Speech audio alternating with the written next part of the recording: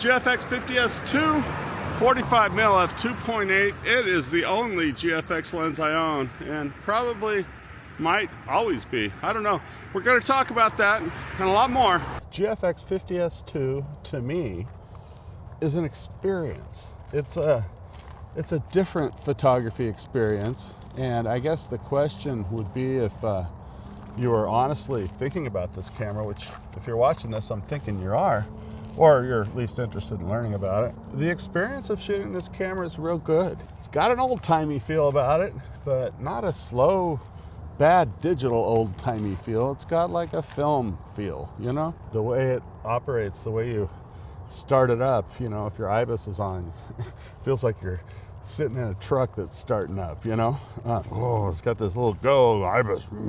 As far as focal range, you know, gosh, I gotta be honest, most of the lenses are just way out of my go. I can't go that far. I don't have that kind of resource to throw. And I know people say, well, why buy the sensor? Well, because I've got a really sharp little 35mm on it. Gets around f2 and it's 4x3. Friggin' awesome. Are you kidding me? It's a great experience. So for me, the value with the experience is worth it, because that pushes me creatively. If I had my perfect setup and I had the money to do it again, you know, I might go for the 45-100, just knowing that you could still blur the shit out of everything in the background.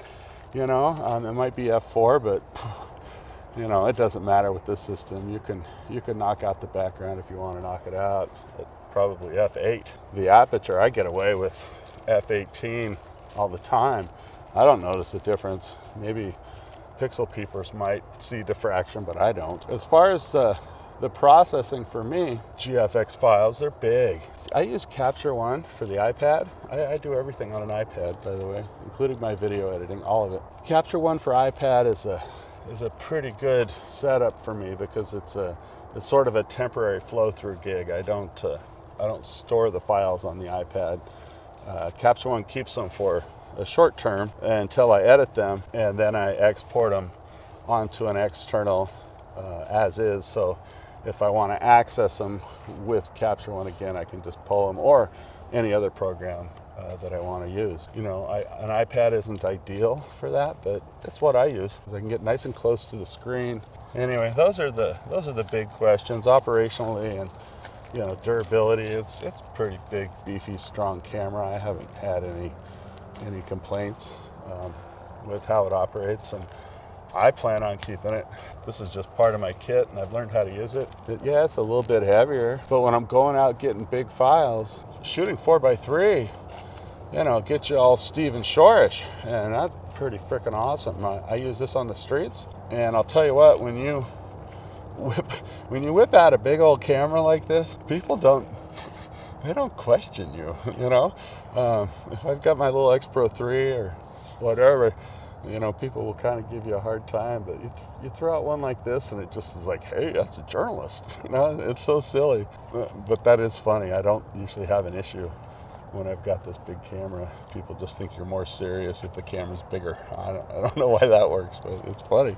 The GFX is really good at getting, because of that 4x3 aspect. And again, I've only shot with the 35mm, so I can't testify to other focal lengths, but you know, it's more encompassing, the experience is to me. And when you get it where everything's in focus that needs to be in focus, there's just really nothing quite this way.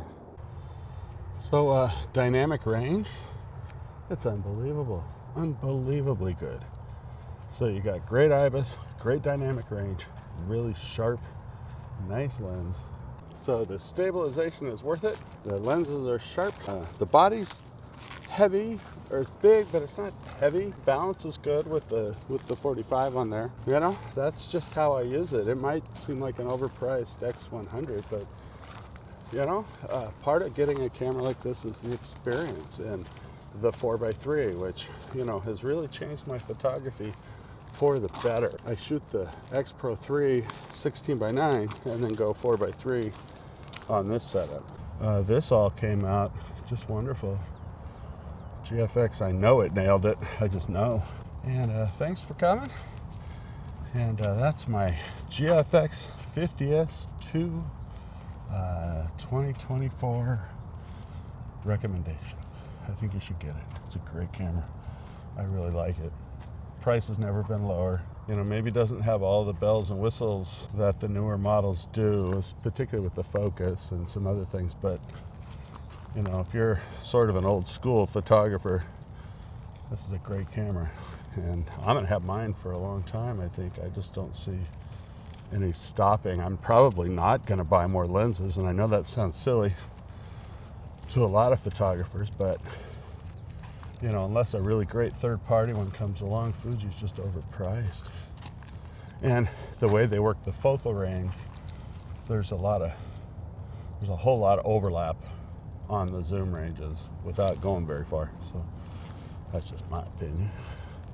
Anyways, but as far as the sensor and getting it done, wow, it's a great camera. All right, we're gonna do photos from here. Thanks for coming.